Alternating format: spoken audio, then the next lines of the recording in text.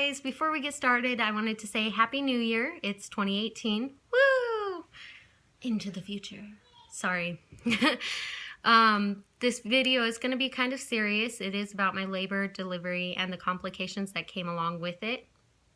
Now, the reason I didn't do a pregnancy video before this one, since I did how I found out I was pregnant, and normally pregnancy would come after that, is because my pregnancy was fairly easy. And I was pregnant at the same time as my mom, so seeing her do it made it easier, I think. And the fact that hers looked harder to me. And I don't know if it's just because she had a harder job at the time. And she still has that job. I'm the one that changed jobs. Which my job's still easier. Sorry. She has a harder job and everything. And where she has to lift people and she has to do a lot of stuff where it seems strenuous. So she was a lot more tired than me and a lot more sore. So I really felt like I have nothing to complain about. I did have the nauseous, the tired, the sore, especially towards the end. But, you know, just normal pregnancy stuff. Nothing too crazy. Nothing like... And so no complications. During my pregnancy, I did gain 54 pounds.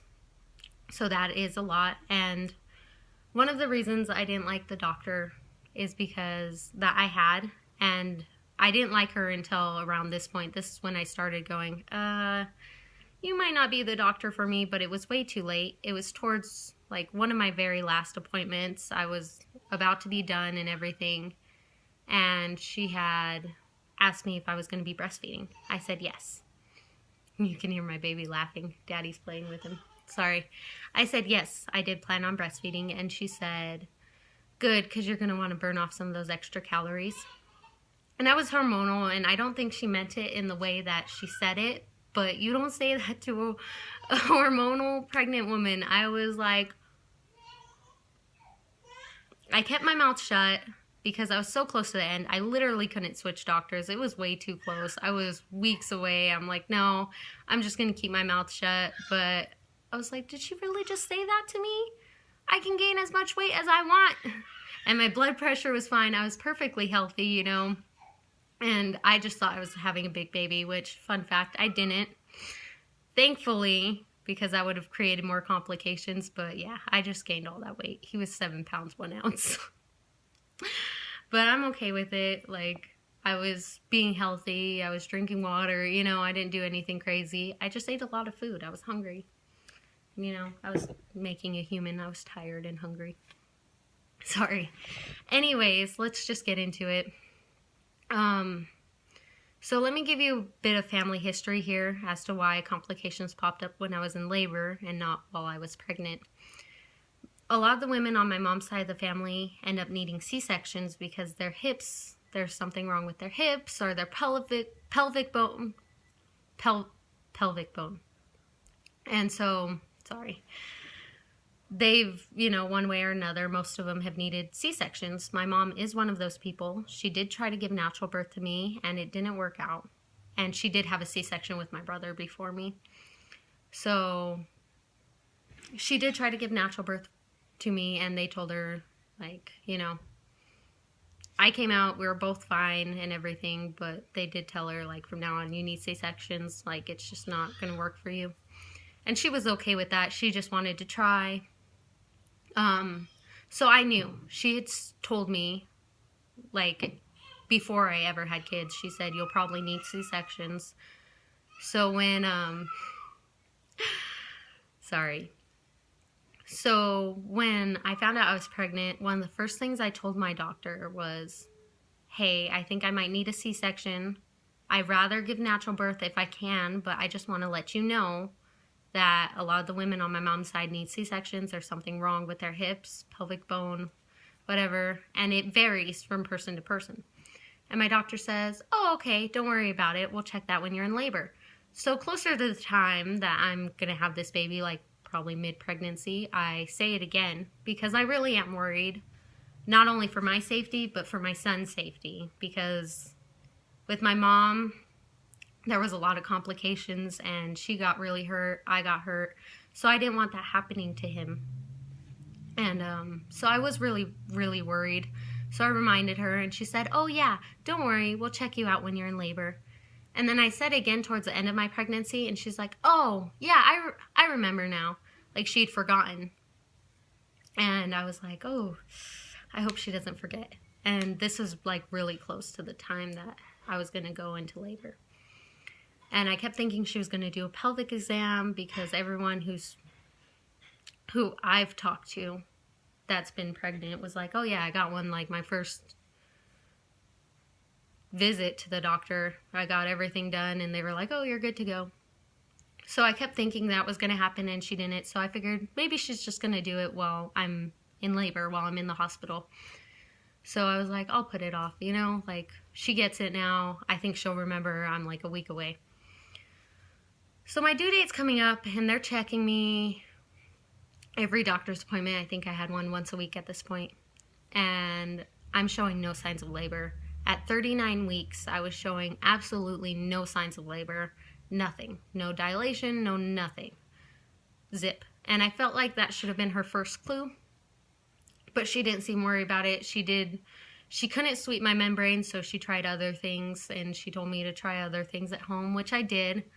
And it just wasn't working out. So on my last doctor's appointment, it was around 39, 40 weeks. It was like, you know, I was there. I should have been showing some sign of labor. I still wasn't.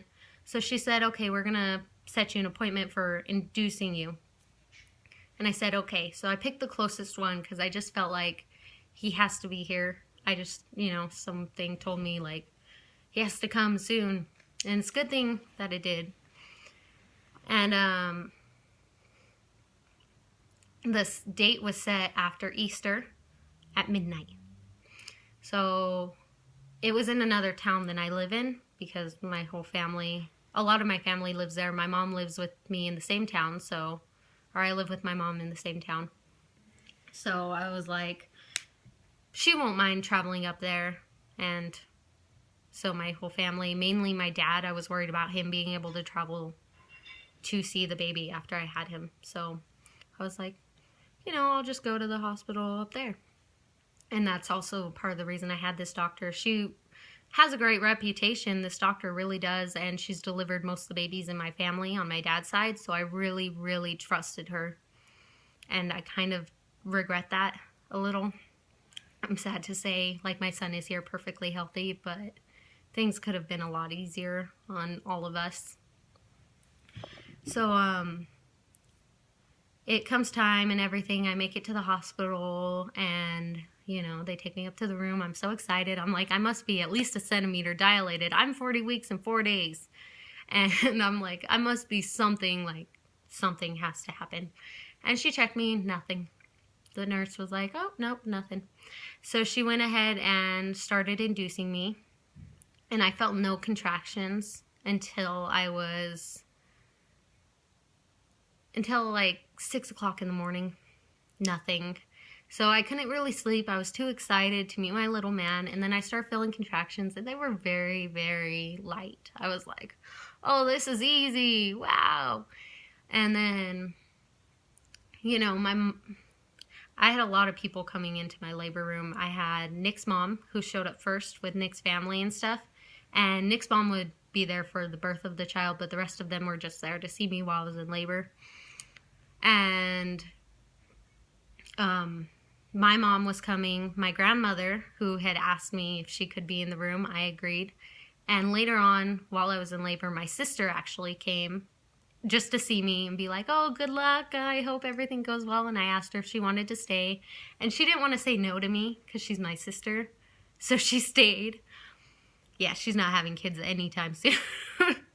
And she's definitely getting C-sections like no other option.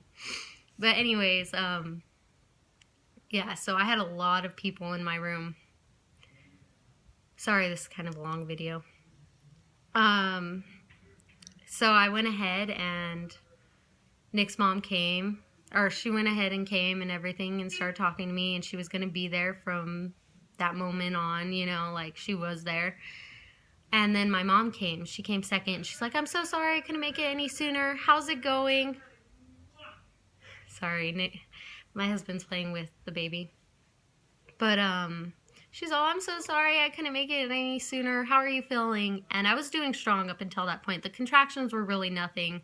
But seeing my mom, I just got scared. Like, I was like, Mommy! I started crying. I was like, no, it's not okay. I'm scared. It's not okay. And she's holding me. She's crying. It was hilarious because everyone who was already there was like, okay, like, you know, you were just fine a second ago, but now that your mom showed up, you're crying. But it's more of an emotional, like, my mommy's here, I need her. And I was a very nice person throughout my labor, even though the contractions were hitting hard, because let me tell you guys, getting induced is painful. The contractions hit you hard and you're barely dilating the whole time. I was barely going forward. Even for somebody who'd gotten induced, I just wasn't moving forward very well. And I was in the hospital for 36 hours before I got to hold my baby, and in active labor, like having contractions and everything, for 24. So like from 6 o'clock in the morning on Monday to 6:27 a.m. on Tuesday. So it was very hard. I was very much in pain, and I just kept making up funny things like, it just feels like I have to poop. Like, I just have to take a really bad poop, but I have to picture I'm on a road trip and I can't because there's no bathroom around. And so I just, you know, kept doing things like that. I didn't want to get the epidural, but I did end up getting it because they had to do the balloon and everything, which anybody who has experienced that knows that they most likely do an epidural first because it is really painful. So I didn't feel it or anything. So they decided to do an epidural and all of that. And I was very appreciative because before that I had needed some pain meds. I was in a lot of pain. But I was a very nice person, everyone says. I was very nice. The only mean thing I did was I threatened to throw my husband's Nintendo DS because he was holding it up to my stomach so that my son could hear the Pokemon theme song. I was like, if you don't stop right now, I'm going to throw it. Throughout my labor, there were a few funny family moments, like Nick's family was there, and my mom was standing by my head like, it's going to be okay. And all of Nick's family were distracted by the TV, so she kept turning it off by the little remote on my head. And everyone thought it was me, so they were all being nice about it. But it was my mom, because she was frustrated that I was in so much pain, and nobody was paying attention to me except her. I had a lot of visitors while I was in labor, but it's all kind of fuzzy because I was in so much pain. It hurt. It really, really, really hurt, you guys.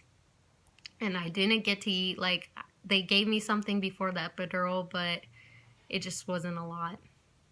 Like, I couldn't, you know, I was in a lot of pain. So, the contractions were hitting hard and everything, and I got the epidural. My water still hadn't broke, and when it did, it was when the nurse was checking me, my water broke. And she's like, oh, her water broke, and it was kind of brown. So that meant that there was meconium, which means he had pooped inside of me, which is really gross but extremely dangerous, which is good thing I picked that day to get induced. It's really dangerous for him to be breathing that in and everything, because babies pee inside of you, you're, you know, a lot. But they're not supposed to poop inside of you. So it was really good that I picked that day. And so I was like, oh no. And even my grandmother, who, on my dad's side obviously, had birthed 5 children, all natural, was like, at that point, I think they should give you a C-section. It was taking so long for you to dilate. It was so excruciating for you. And then they find out there was meconium in your water. They should have done a C-section. Well, at some point during my labor, I don't know if it was before or after my water broke, my doctor came in. It was like, this is where she checks me to make sure that I'm able to give a natural birth. This is where. What she did was did an ultrasound, making sure he was head down, and then she left. She didn't check me. She didn't see anything. She didn't try anything. She just left. And said, you know, pretty much call me when she's 10 centimeters. And I was too much in pain at this point to say anything. I was like, so obviously she knows what she's doing. I'm allowed to give natural birth. This is going to be fine. Well, I went and... Sorry, guys. I went to, you know, finally... Sorry. Rewind a little bit. I'm sorry. Around 5 centimeters, when the nurse pulled her hand out of me, I felt the need to push. and my husband was asleep. So I look at him and say, Nick, I have to push, and he says nothing, because he's out like a light. He is so out of it. And my mom's sitting there like, don't push, you're going to hurt yourself and your baby, like, don't do it. And then Nick's mom standing there, and then something had ensued because I said, please wake him up, I need him. And this is the first moment I felt like I needed him during my labor. Most of the time I wanted my mom.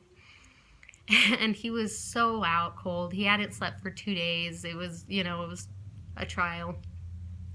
And I was just in too much pain to sleep. So my mom is like, why isn't he waking up? Why isn't he waking up? Someone needs to kick him awake. And, his mom's standing there and she's all, you touch my son, or she says something like, you kick my son, and she gets mad. And my mom's like, my daughter is in labor right now and your son's asleep. Like, fucking wake him up. Freaking wake him up, sorry. And so they're yelling at each other, like, and then I say, oh, I need to push. And they both look down at me, oh, sweetie, But then they start fighting again. And I'm like, what's going on? And my grandma, being who my grandma is, she walks over and tells on them. She goes and tells the nurses on them. Sorry. She goes and tells the nurses on them and says, I don't know, the two moms in there are fighting and I don't want anything bad to happen. Like, you might have to kick them out of the room. My grandma's a tattletale. I love her. And so by the time the nurse comes back in, they stop yelling at each other. Nick's mom had woken him up. And it was like right after that, I felt like, anyways, I was 10 centimeters. I was ready to go. Finally, I dilated fast. Like, after you hit that 5 mark, you're good. Like, it goes by so fast. Well, the doctor finally made it there, and she's like, okay, she's ready to push. And like, I had been saying it for a while. I need to push. I can't, you guys, I need to. So then here comes the part where it gets really complicated. I have my sister up here because she doesn't really want to see that. I have Brenda, I have Nick, and I have my mom on this side. So Nick and my mom are right by my head, and then everyone else who's in the room is behind me. The other people have left and are in the waiting room waiting for me to have him.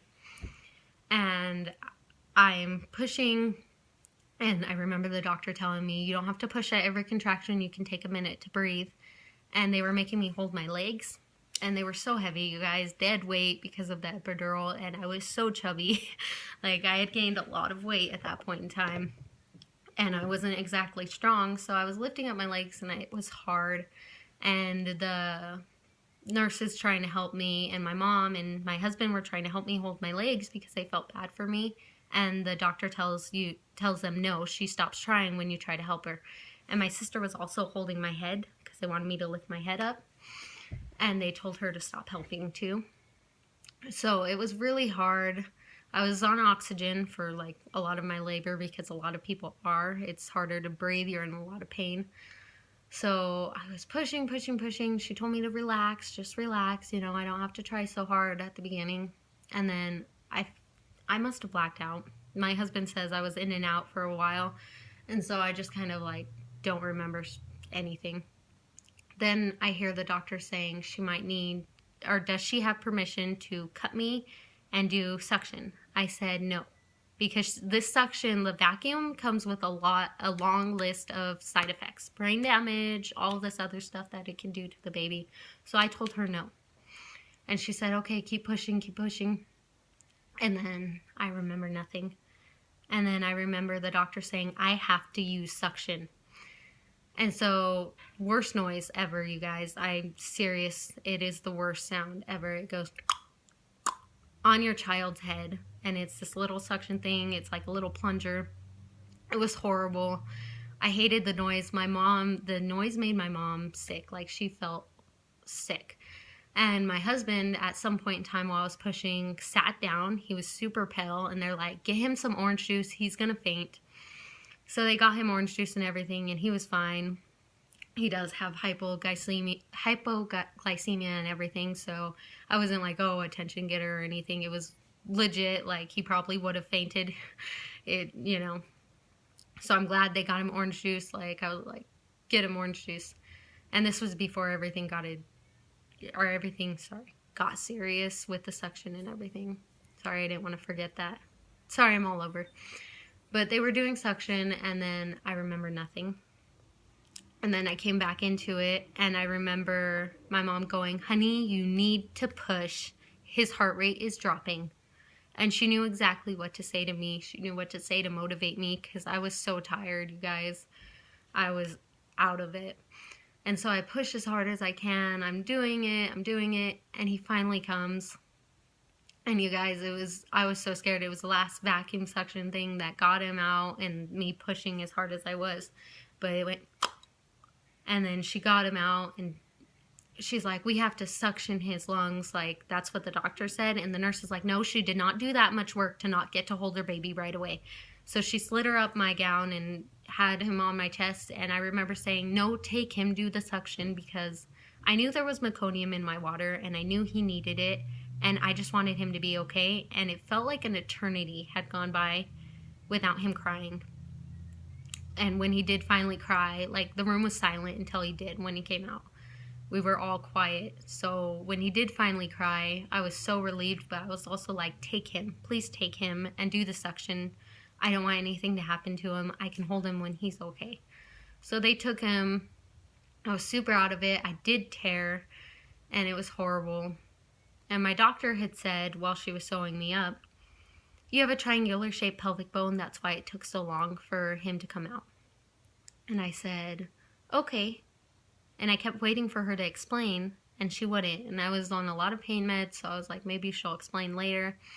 And then later comes, and my doctor doesn't say anything. She left. And so I'm waiting. And finally I asked a nurse, what does that mean? And she had said, that means that if he had been any bigger, he probably wouldn't have made it. So I was really lucky. He was 7 pounds, 1 ounce.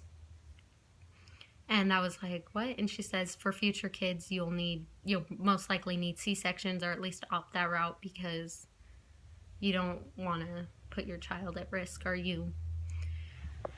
So I was very frustrated that the doctor had, oh, you have a triangular shaped pelvic bone, and walked away. Because it is a serious thing. Like, if he had been any bigger, he might not have made it, and that is serious to me because he's my baby. And even at that point in time, I was so in love with him. I love him even more now because it's been 2 years almost. So it's like, your love for your child never stops growing. It's ridiculous. But it was really hard, you guys, and it was really frustrating.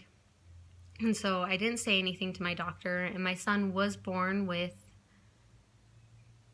bilirubin and everything. Like, he had a little bit of bilirubin and stuff like that, so I did have to stay in the hospital for an extra day.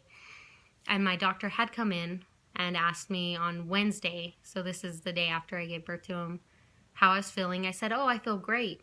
And she's all, then what, if you feel great, why aren't you going home today? And I said, well, the pediatric nurse had said that he was born with a fever, or the pediatrician, it was a doctor, not just a nurse, had said he was born with a fever, and they wanted to run a culture and everything and make sure he was okay, and that takes 48 hours. And she's like, well, that was a new doctor, so I think you can probably go home today. And she walked out, went to talk to them, and she didn't really say anything. And then the doctor came in and said, yeah, we're keeping you guys just to make sure, because it's better safe than sorry. My son was fine. He did have bilirubin, and that just took some time in the sun. But for her to say, oh, he's probably fine, it was a new doctor, it's better to be safe than sorry. She was very rude, and she still didn't explain what the triangular pelvic bone meant. And I did go in for my post-delivery checkup with her, and she didn't check anything, even though I'd been experiencing some problems. And she still didn't explain. So needless to say, I did switch doctors. And I like my doctor now a lot better, and I feel like I've already told her I don't plan on having any more children, but I've already told her, like, if I ever do get pregnant, I do need C-sections. And she said, okay, and she was fine with that. And she's like, you probably do. It sounds like you do. So I was really upset with that doctor, and it was very scary having my son, and he's perfectly fine, no brain damage, none of that. I'm grateful, so thankful for that, but I feel like it was a lot of unnecessary trauma, especially since I was too scared to let anybody hold him. My sister, who watched him come into this world, wasn't even able to hold him afterwards because his head was so swollen. I was scared to take off his hat, you guys. Like, I'm sorry, I'm getting all emotional. It was just really scary to see his head like that. And it wasn't just normal, like, oh, you had a son vaginally, he has a cone head. It was swollen, it was bruised, there were little rings on it from where she did the suction. Like, I know she was doing anything possible to get him out, and she was just trying her hardest to get him out and everything, but I feel like if she would have done a C-section, which I did want to give natural birth, but if it's safer to do a C-section, then do a C-section, because she did risk damaging my child at that point. If she would have just checked me before, she would have figured things out a lot earlier, but she didn't, and it was just really scary. Like, I was scared to touch my own son because I was like, he must have a headache. He cried quite a bit, so it was just really scary, and I'm sorry this video has been so long. And thank you guys for watching. I appreciate it, and don't forget to like this video if you like it, and subscribe to my channel. Thank you guys, I really appreciate you. Have a great one. That is the story of my labor and delivery, and if you think you have problems in the family and everything with your hips, pelvic bone, and you think you might need a C-section, don't be afraid to stand up for yourself and be like, hey, I need you to check. Like, just check, please, because you don't want to risk your child, you don't want to risk yourself, but mainly your child. Like, it's better to go the safe route than the risky one, especially when it comes to having a baby. Thank you guys so much. Have a great, great day, and love you all.